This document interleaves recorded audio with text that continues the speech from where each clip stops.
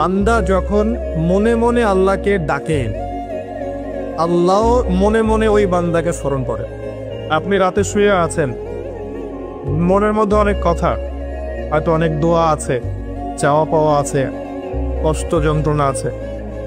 আপনি মনে মনে আল্লাহকে ডাকছেন, ডাকতে ডাকতে আপনার চোখ দিয়ে পানি বের হয়ে গেল। আপনি বুঝে নিয়েন ঠিক ওই মুহূর্তে আল্লাহ আপনাকে স্মরণ করেছে এবং আল্লাহ আমাদের খুব কাছে আছে। وَإِذَا سَأَلَكَ عِبَادِي عَنِّي فَإِنِّي قَرِيبٌ। নবী বলে দাও, তোমাকে যখন আমার বান্দারা আমার সম্পর্কে জিজ্ঞেস করে বলে দাও যে আমি খুব কাছে আছি। উজিবু দাওয়াতাদ দাঈ ইযা দাআন। দোয়াকারী যখন আমাকে ডাকে আমি তার দোয়া শুনি। আল্লাহ আমাদের খুব কাছে আছে। কত কাছে?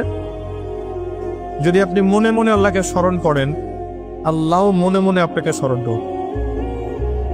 যদি আপনি একটা সমাবেশের মধ্যে আল্লাহকে স্মরণ করেন, আল্লাহ এর চেয়ে উত্তম সমাবেশে আমাদের কথা স্মরণ করুন।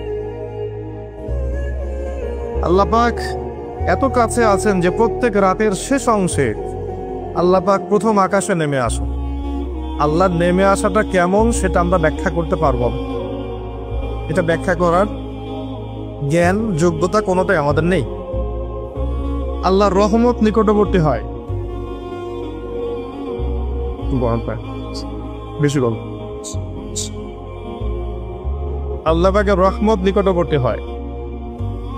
এই সময় আল্লাহ পাক আহ্বান করতে থাকেন বান্দাদের উদ্দেশ্যে, কে আছো আমার কাছে কিছু চাইবে, আমি তোমাকে সেটা প্রদান করব। কে আছো আমার কাছে কিছু দোয়া করবে, আমি তোমার দোয়া শ্রবণ করব। কে আছো আমার কাছে ক্ষমা চাইবে, আমি তোমাকে মাফ করব।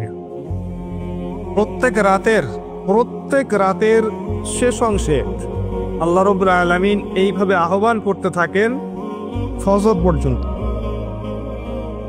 এই সময়টা দেখবেন আমরা হয় ঘুমে কাটাই, অথবা ফেসবুক, অথবা ইউটিউব, অথবা ক্যাসিনোর মধ্যে, কেউ জুয়াখানায়, কেউ পতিতালয়ে, কেউ আল্লাহ বিরোধী পরিকল্পনা করতে ব্যস্ত থাকে। কিন্তু আল্লাহ পাক প্রত্যেক রাতে তার বান্দাদের উদ্দেশ্যে এই আহ্বানটা করে থাকে। আল্লাহ পাক এত কাছে। মানুষ সেই আল্লাহকে ভুলে গেছে যেই আল্লাহ পাক ছাড়া ইবাদত পাওয়ার যোগ্য দ্বিতীয় কোনো ইলাহ নেই। এক সময় যে আল্লাহ ছিলেন আর কিচ্ছু ছিল না, শুধু আল্লাহ ছিলেন, আর কিছুই ছিল না। এই মহাবিশ্বের কিচ্ছু ছিল না। এক সময় শুধু আল্লাহ থাকবেন, এই মহাবিশ্বের কিচ্ছু থাকবে না। কুল্লু মান আলাইহা ফান ওয়া ইয়াবকা ওয়াজহু রাব্বিকা যুল জালালি ওয়াল ইকরাম। প্রত্যেকটা বিষয়ে বস্তু ফানা হয়ে যায়, শুধুমাত্র আল্লাহ রাব্বুল আলামিনের সত্তাটা বাকি থাকবে। আল্লাহ পাক সূরা আর-রহমানে একটা আয়াত বারবার বলেছেন, ফাবিআইয়ি আলাই রাব্বিকুমা তুকাযযিবান। তোমরা দুই জাতি, জিন আর মানুষ, তোমরা আল্লাহর কোন কোন নিয়ামতকে অস্বীকার করবে? কেন জিন আর মানুষকে বলা হচ্ছে? কারণ সূরা যারিয়াতের 56 নম্বর আয়াত আল্লাহ পাক বলেছেন, ওয়ামা খালাকতুল জিন্না ওয়াল ইনসা ইল্লা লিয়াবুদুন। আমি জিন আর মানুষকে শুধুমাত্র আমার ইবাদত করার জন্য সৃষ্টি করেছি। এই কারণে জিন আর মানুষকে উদ্দেশ্য করে আল্লাহ পাক সূরা আর-রহমানে বারবার বলছেন, তোমরা আমার কোন কোন নিয়ামতকে অস্বীকার করবে। আল্লাহ রাব্বুল আলামিন এই সূরার মধ্যে বলেছেন যে আল্লাহ পাক তার সৃষ্টির এই যে কাজ, এতে ব্যস্ত থাকেন, প্রত্যেকটা মুহূর্তে তিনি ব্যস্ত থাকেন।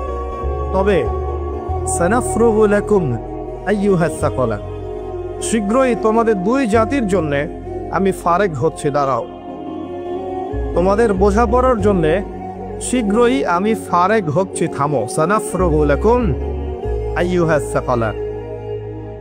এই আয়াতটা এই সূরার মধ্যে একটা ভয়ঙ্কর আয়াত।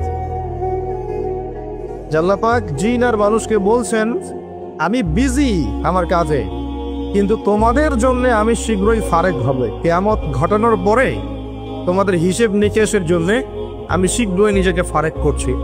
ওয়েট করতে থাকুন, জাস্ট ওয়েট অ্যান্ড সি। মানুষ সে আল্লাহকে ভুলে গেছে যে আল্লাহ রাব্বুল আলামিন এখন জানেন যে আপনি কতদিন বাঁচবেন, জীবনে কি করবেন, কোন দিন আপনি কোন কোন বেলায় কি কি খাবার খাবেন, কোথায় কোথায় আপনি কি কি পাপ করবেন এবং কোথায় কোথায় আপনি কি কি পুণ্য করবেন। আল্লাহ পাক এখনই জানেন। আল্লাহ পাক জানেন আমাদের মধ্যে এখানে বসে থাকা প্রত্যেকটা মানুষ কে কোথায় কিভাবে মারা যাবে, কার জীবনে কি আছে, কার পরকালে কি আছে। আমাদের এখানকার মানুষদের মধ্যে কে কবরের প্রশ্নের উত্তর দিতে পারবে, কে পারবে না, আল্লাহ এখনই জানেন। আল্লাহ পাক এখনই জানেন, এই মুহূর্তেই জানেন যে আমাদের মধ্যে কয়জন মানুষ এখানকার মধ্যে জান্নাতে যাবে। আর জান্নাতে যাওয়ার কোটি কোটি বছর পরে ওই বান্দারা কি কি নিয়ামত ভোগ করবে আল্লাহ পাক এখনই রাইট নাও সেটা জানেন।